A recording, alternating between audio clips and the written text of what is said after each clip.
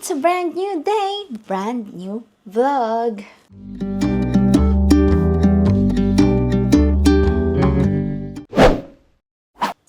So, ayan mga kamisis, nandito ako sa aming kitchen dahil ako ay nag-aabang ng aming delivery dahil order lang kami ng food shopping sa Amazon dahil hindi namin magamit yung sasakyan dahil kailangan pang ayusin ni Mister. So, hinihintay ko siya dahil parang nasa 2 stops away na lang siya. So, yeah. First time naming magpa-deliver dito ng grocery sa Morrisons and yun. Through Amazon namin siya in-order kasi meron doon parang partner ng Amazon si Morrison. 'Di ba? Magkatunog, 'di ba? Amazon, Morrison. So yan, sila, parang partner sila. So doon kami nag-order sa through Amazon. And sabi ni Mr. is 2 stops away na kanina pa nung nag-aayos ako sa may kwarto. So ayan, I am just waiting dahil nilagay ko doon na kailangan naming i-receive yung mga items. Hindi pwedeng hindi namin i-receive kasi hindi nila i-deliver. So yeah, I am waiting. So ayan mga kamisis, the Amazon arrived. So ayan, ganito lang pala. Akala namin, we thought like it's the proper Morrison delivery, but it's not because we ordered it in Amazon, so it arrived like this. So ayan, how many bags? 5 bags.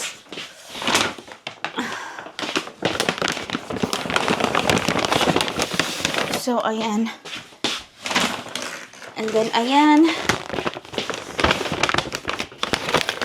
So we're just gonna open this. Oh, so they've got like this, all the chilled ones, they put ice packs on it like this. So there you go. So yeah, we bought some. I don't want it. Spam fritters. So yan, spam fritters, ilagay na natin siya sa ating freezer. Ayan. Nagkakalaglag na. And then, meron tayong hash brown. Chicken pop. So, ayan, chicken pop. Another chicken pops. Chicken chunks. So, ayan, lahat ito ay mga frozen stuff. Chicken. Ayan, chips. What's this one? Hash brown and chicken selection pack, and then what's this? Mozzarella sticks. And then ayan, meron din sila dito, meron pang isang ice pack sa may loob, sa loob niyan. Teka, ilalagay ko pala ito sa freezer dahil ang mga item na ito ay pang freezer. So, yan. Lagay ko na siya dito. Ang next na bibilin ko is yung basket para dito sa aming sa aming freezer. Kasi, tambak-tambak lang siya dito. Mahirap maghanap. Pagka So, ayan.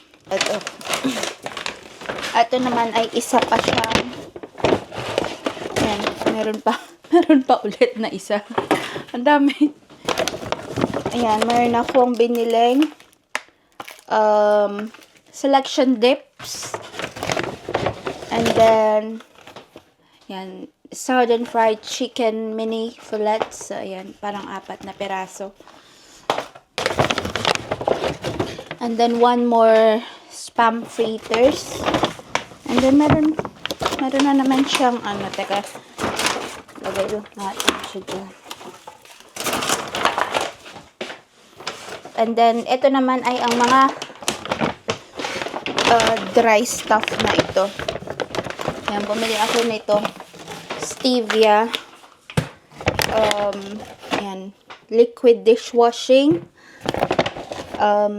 powdered skim milk, and then Pila rice para kay Mr. Ayan. Ay, dahil may microwave na kami, binilan ko siya niyan, oh. Ganyan na itsura niya. Ima-microwave lang. And then, corn flour kasi wala na akong corn flour. And then, thankfully, nakabili na ako ng cornmeal. So, pwede na tayong kung anik-anik kasi may cornmeal na ako. Hindi ko ito makita sa may mismong Morrison shop, pero nung nag-online kami is nakita ko siya merong cornmeal. And then, 2 Ritz. Anong kamuka, mga kamisis? Kamukha siya ng fita sa atin, di ba? And then, kalasa rin ng fita. So, Ritz ang tawag nila dito. And then, what's this? Sweet corn and pepper. And then, ang aking sardines. Ayan, may sardinas akong nabili. And then, meron tayong eggs. Tingnan natin, baka may nabasag. Wala naman. So, ayan, may eggs tayo. And then, next naman natin ay ito. So, ayan, meron akong oat milk. And then, brown rice. And then, ayan, meron tayong tortilla chips. Okay. Lagay ko muna ito sa ating freezer.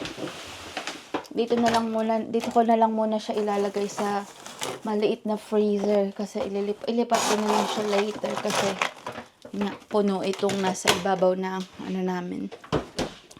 So, ayan. And then, ito, lagay ko na rin sa ref.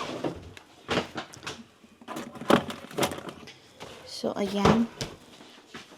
And then, another Chinese style microwavable rice. Oh, ayan. Another sardines, pero ano siya, in brine. Yung parang white yung sauce niya. And then, 2 evaporated milk. So, ayan. Tayo ng evaporated milk. What else? Konti lang pala itong napamili namin. Ayan. Bread. Pili tayo ng bread. And then, 2 parsley and chive sauce. 1 kitchen roll. Ayan. And then, ayan. 2 onions. White and red onions. So, ayan lang naman ang aming mga napamili. So, ayan. Ano lang naman to pang samantala habang inaayos ni Mr. ang kanyang next week pa kasi dadala sa kasi walang schedule. Yun yung pinaka maagang schedule. So, lang naman yung mga napamili namin. So, ayan. Konti nga lang kasi ito lang talaga yung mga kailangan namin. And, by next week naman is makakapag-grocery na ulit kami sa mismong grocery shop. And then, yun nga, ang ano lang naman, okay siya. Kaso, meron din kasing meron ding, ba yun, may mga cons. May pros kasi hindi mo na kailangan lumabas. And then, yun, madali lang din yung delivery. Pwede mong i-schedule pwede mo siyang i-schedule kung anong oras mo gustong ipa-deliver. Meron silang second day ay next day delivery, pero hindi ko pinili yun kasi may pasok ako kahapon. So, ngayon ko siya pina-deliver kasi nandito ako. Yun. So, yan. And then, ang hindi lang maganda sa kanya is pagka yung meron kayong order and then pwede nyong piliin kung gusto nyo ng may substitute na katulad nun pero iba yung yun nga, iba yung ibibigay sa inyo. Pero ako kasi hindi ko na, sabi ko walang substitute sa lahat ng mga in-order ko. So, yun, meron 2 item na hindi available. So, yun, hindi kasama dito. Parang chicken yata yun, parang, yun, parang southern fried kineme, ganun, 2 item. So, yun ang hindi na-deliver. Ano pa ba? So, yun, and then sometimes, ang ibibigay sa'yo is yung mga fresh na gulay, kunwari, mga yung toge, mga ganon, is hindi ka makakapili, 'di ba? Yung parang ang bibigay sa'yo is madali na ma-expired.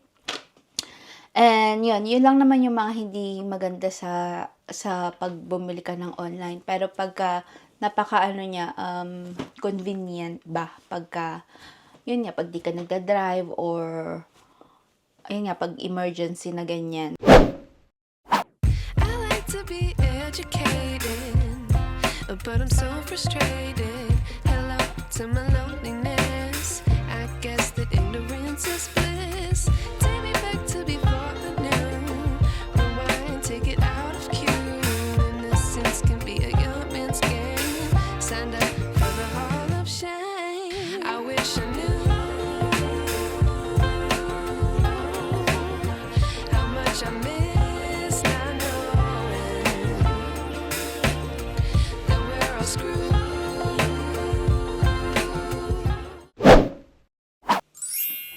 So, ayan mga kamisis, nandito na naman ako. Mag-unbox na naman ako ng isa pang parcel from Amazon. Disclaimer lang po, hindi po ako binayaran ni Amazon para dito sa mga to. Nagkataon lang talaga na si Amazon ay very convenient pagka hindi kami makalabas. And yun nga, pag wala kaming sasakyan. So, ayan. At dahil nga hindi kami makalabas, dapat bibilin ko to sa Tesco. Pero, yun nga. And then, nakita ko siya sa Amazon and parang mas mura pa siya sa Amazon, mga kamisis. Pag sa Amazon mo binili is mas mura pa siya. So, buksan na natin siya. Deliver. Ay! Oh my God! Ang liit lang pala ng nido.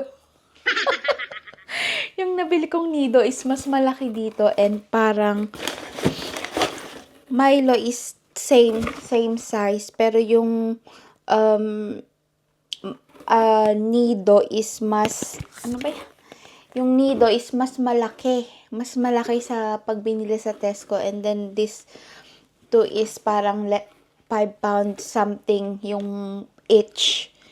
So, ayan, ito lang naman ang nabili ko, 2 kasi nga naubos na rin naubos na rin yung aking nido and Milo.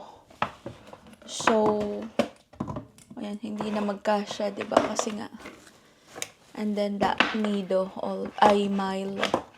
Yan kasi yung iniinom ko, lalo na pagka yung galing ako sa trabaho. And then ayoko nang kumain kasi late na. So yan yung binibili ko. Ay yan yung ginagamit ko pag tawag dito? Pagka tinatamad na akong magluto sa gabi, kasi pagka closing ako is natatapos kami 11 o'clock. So, yun, na lang ako, Milo at gatas. So, ayan. And then, this one is, bumili rin ako nitong body cream ng Nivea Luminous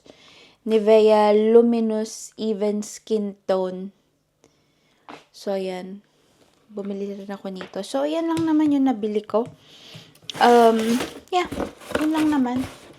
And then, sobrang, rin ang packaging niya. Kasi, tingnan nyo naman, meron siyang ganyan para hindi siya, may papapil siya para hindi gumalaw-galaw. Ganun. So, ayan lang naman ang ating nabili. And yan, tapos na tayo mag-unboxing sa lahat ng ating mga napamili for today.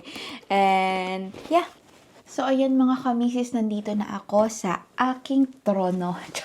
Ang aking opisina. Pag nandito ako sa bahay, nandito ako sa aming ano ba tawag din, nagkakati naman ang aking lips. Dito ako sa aming dining table dahil dito ako nag-edit palagi ng aking vlog kasi malaki yung space.